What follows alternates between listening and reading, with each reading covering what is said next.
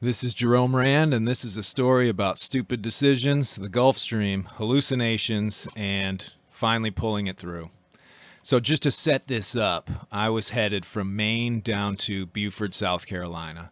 It's about 1,600 miles, depending, and I take the offshore route because I'm by myself. So, I have to cross the Gulf Stream south of Cape Cod, and then I have to cross it again when I head back in towards the coast. All things were good. Got, some good weather, some bad weather. But as I was in line with Cape Hatteras, I was trying to figure out whether to go further south and cross the stream or just go ahead and cut right across it. I was sitting in basically no wind at all. Beautiful day, calm seas. And I checked the forecast and it said basically more of the same, maybe the wind coming from the south in a few days. So, bad decision time. I decided rather than take the opportunity to cross the Gulf Stream, which is a notoriously violent place, I would try and get a better angle on it and go further south. I really wanted to avoid the coast because of all the traffic. Where there's traffic basically means that I can't sleep because I'm by myself, and I definitely don't like that. So I decided I'd head on down. Drifted around for a little while, maybe 18 hours later. I'm still kind of pretty much in the same place, about 30, 40 miles south of Hatteras at this point, and checked the forecast again, completely different. Low pressure system was forming and it was going to come off the coast in less than 24 hours. So, engine on, sails up, and I'm motor sailing as fast as I possibly can due west to get across the Gulf Stream and out of it before the winds shift to the northeast and I get pummeled out there. You definitely never want to be in a situation where you have strong wind against strong current because it's pretty bad, and the Gulf Stream is one of the worst places on the planet.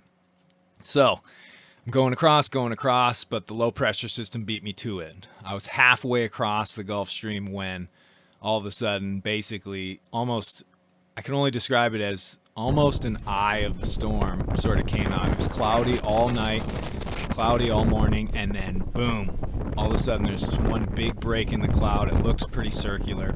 Winds crank up, and then out of nowhere, I could hear and see these violent gusts of wind coming straight down out of the sky, hitting the surface, splaying out, and when they hit me, they literally heeled Sparrow over all the way, so the water was coming over the cap rail, and had I had the hatches open, it might even done that. Got inside. So it was a pretty scary moment. I didn't know what to do because the winds were insanely strong, and so I ended up taking all the sails down and going bare poles. Luckily, it only lasted maybe 10 minutes of that, and so the waves didn't go crazy and none of that, and the wind was still out of the southwest, but within minutes of that, the winds did their shift, started coming out of the northeast.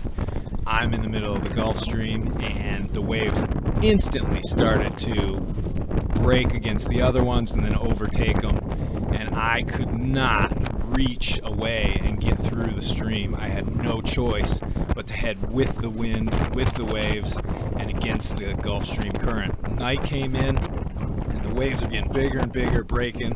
Crazy night, surfing waves, no sleep at all.